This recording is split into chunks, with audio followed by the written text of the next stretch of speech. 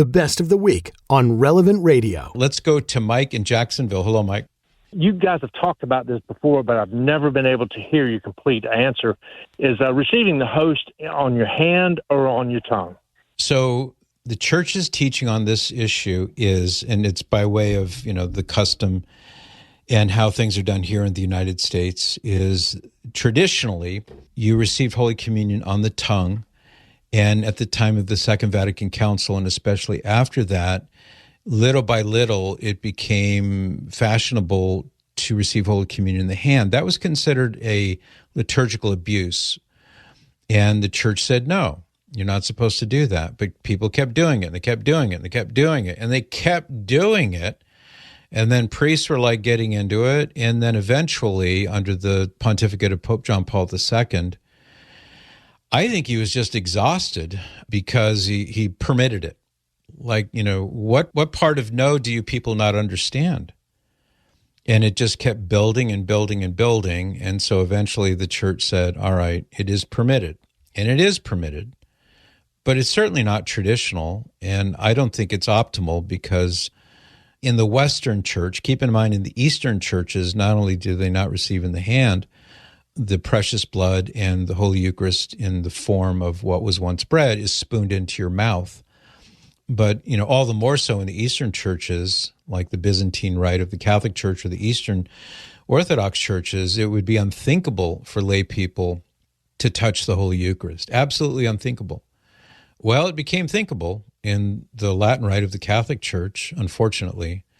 So now it's all the rage, and over the last, let's say, 50 years or so, it has become sort of the main way most Catholics receive Holy Communion. So the Church, for her part, in the documents that govern the reception of the Holy Eucharist, say that you can receive Holy Communion in the hand, but if you do, so the preferred way, if you read it, in context, it says that, yes, you have the right to receive Holy Communion on the tongue. And if you receive in the hand, then you have to do an extra form of obeisance. And this also applies in the same general context to receiving Holy Communion kneeling. You have that right to do that as well. But very few people do that. And the custom or the norm as laid down by the bishops in the United States is to receive Holy Communion standing. So kneeling and standing and communion on the tongue and communion in the hand, they're all sort of in a way connected to each other.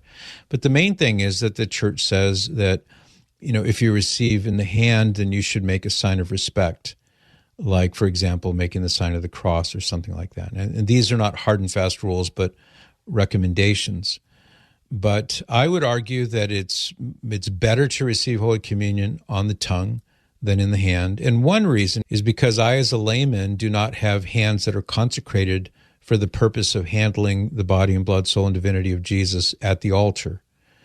And if you're a layman, then nor do you. But the priest, as part of the sacrament of holy orders, receives a special blessing, a special consecration of his hands for that purpose.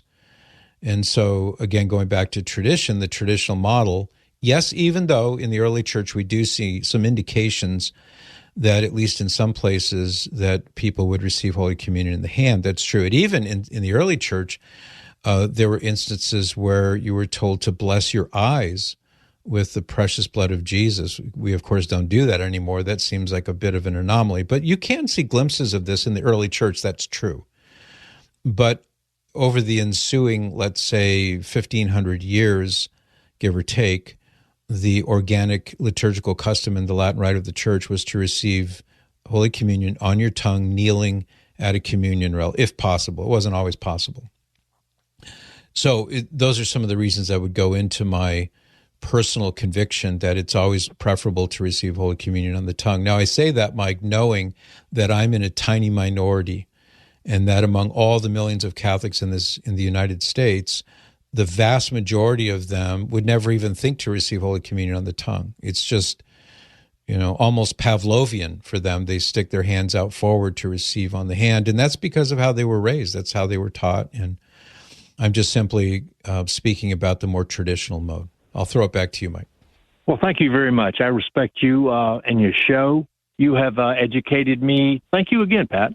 Oh, you're most welcome, Mike, and I appreciate your thoughtfulness, and call again anytime. Like what you just heard? Share it with your family and friends. And thanks for listening.